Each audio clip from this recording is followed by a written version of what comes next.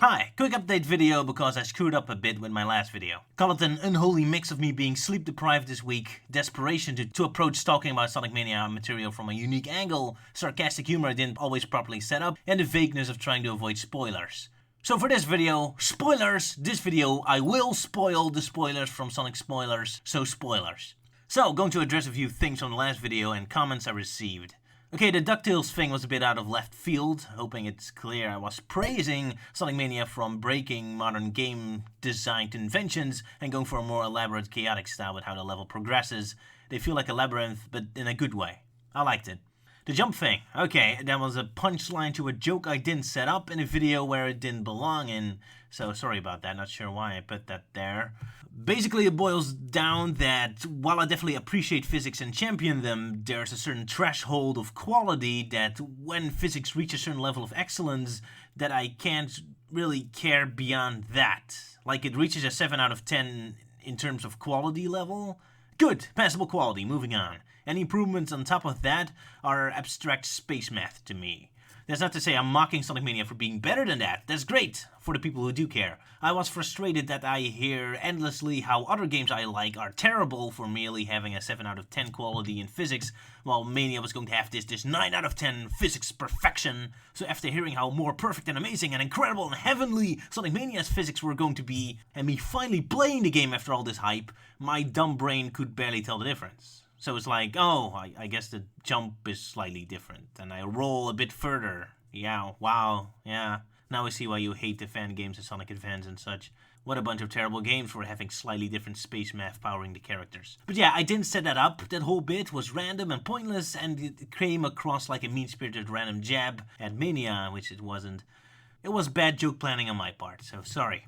Next point, transitions. People in the comments were fighting me on that Sonic and Friends don't comically fall through planets, but instead teleported with the crystal that the game introduced at the beginning.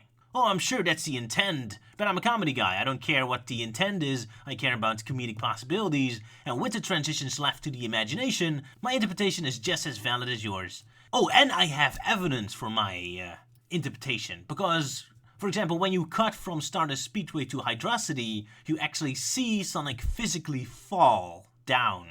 Same for Oil Ocean to Lava Reef.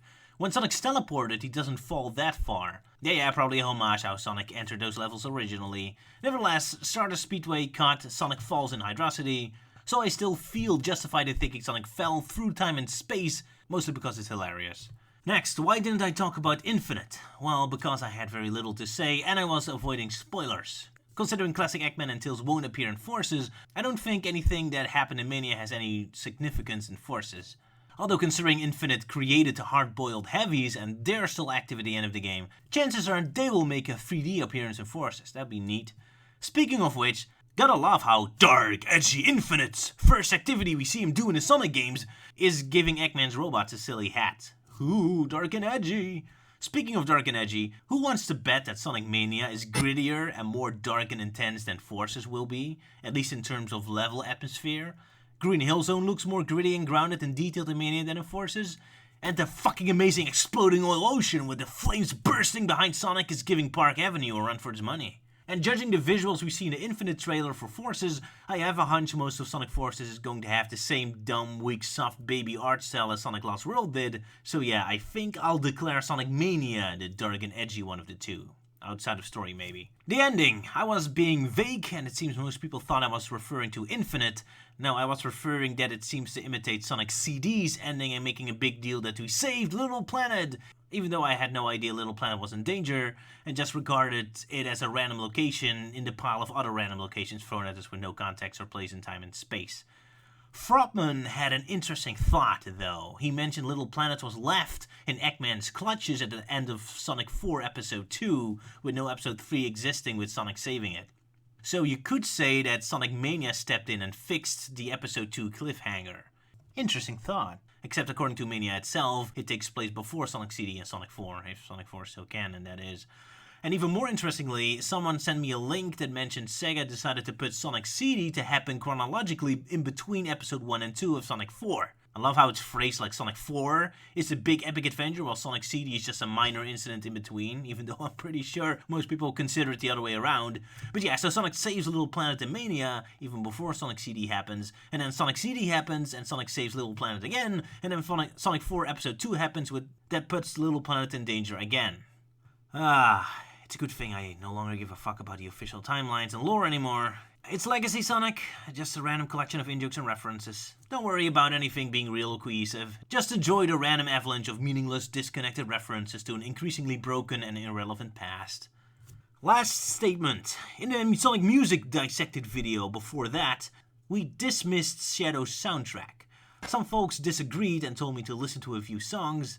And yeah, I guess I was wrong. There is more variety and cool stuff in there than I thought. I already missed out the I Am the Eggman remix until Greg Clement pointed out years later, and now I realize there's even a cool remix of the G.O.N. boss theme as well. So yeah, I was unfair to that soundtrack. The commentators gave a good possible reason why I might have miscalculated Shadow's music score twice. It makes the mistake of starting the game with the most boring songs and making you listen to those the most times. Most Sonic games hit the ground running right away. Shadow takes a while longer to start introducing the better tracks. Tragic, but there you have it. So, enough backtracking. I need to get back to making the proper videos again. Bye-bye.